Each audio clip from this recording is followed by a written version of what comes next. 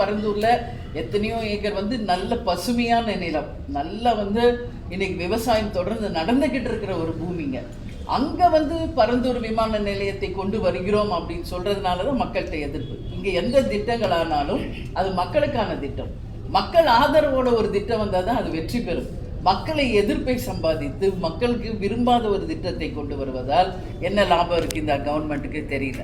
அப்போ நிச்சயமாக மக்கள் கருத்தை கேட்டு உரிய இன்னைக்கு ஒரு ஏக்கருக்கு இவ்வளவு ரூபாய் அப்படின்னு அதுக்கு மட்டும் அலாட் பண்றாங்க சென்ட்ரல் கவர்மெண்ட். ஏன் இன்னைக்கு இவ்வளோ ஹெக்டேர் விவசாயிகள் பாதிச்சிருக்காங்கல்ல, ஏன் இதுக்கெல்லாம் காசு அலர்ட் பண்ண மாட்டேங்கிறாங்க? கண் கூட நம்ம பார்த்துட்டு இருக்கோம், விவசாயிகள் பாதிக்கிறாங்க, தொழில்கள் பாதிக்கப்படுகிறது. இன்னைக்கு எல்லா பக்கமும் இன்னைக்கு மீனவர்கள் பாதிக்கிறாங்க. ஏன் இதுக்கெல்லாம் சென்ட்ரல் கவர்மெண்ட்டோ ஸ்டேட் கவர்மெண்ட்டோ நிதி ஒதுக்க மாட்டேங்கிறாங்க? அதெல்லாம் தவறான ஒரு விஷயம்.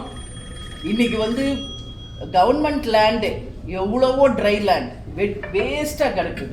அந்த மாதிரி இடம்லாம் நீங்கள் சூஸ் பண்ணி அங்கே இந்த மாதிரி ஏர்போர்ட்ஸ் கொண்டு வருவது, ஃபேக்ட்ரிஸ் கொண்டு வருவதால் இன்னைக்கு விவசாயமும் நல்லா இருக்கும், தொழிலும் நல்லா இருக்கும், மக்களுக்கும் நல்லது நடக்கும், ஒரு இன்ஃப்ராஸ்ட்ரக்சர் சிறப்பானதாக இருக்கும்.